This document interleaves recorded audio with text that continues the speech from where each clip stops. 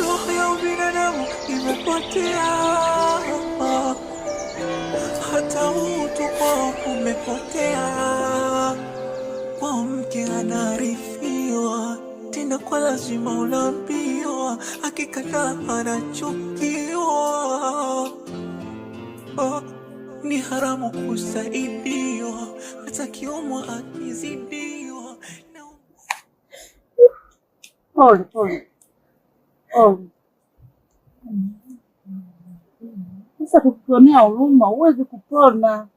Pole pole pole, hili tatizo ni kubwa. Pole, mimi nataka nikusaidie.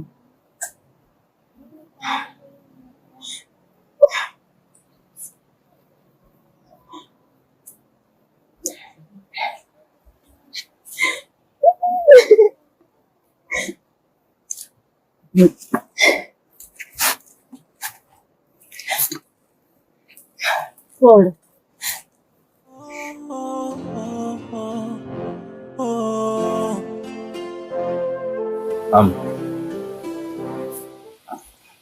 Hajatengemaa tu hali yake kiasi cha kwenda kwao.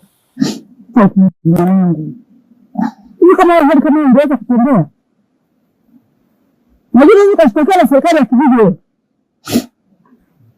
Usema kitu kama ukiongea usikilize. Mtoto watu mwisho mbamiza na baskeli na alafu naambia hajafikia. Aondoke na maumivu na wewe ungeweza. Ungeweza kutembea na hali kama hii. Unapoongea kitu wewe unafikiria mwanangu. Kwanza hii msalaba ni kwako, mimi nakusaidia tu hapa.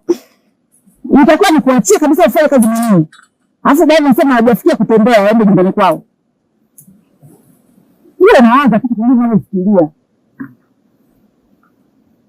Umepika? Sijapika mimi. Unaanza kuwa tufikiri mtoto watu kwamba huyu mtoto hata atapona hapo, unafikiria nimepika. Kula ndio nini?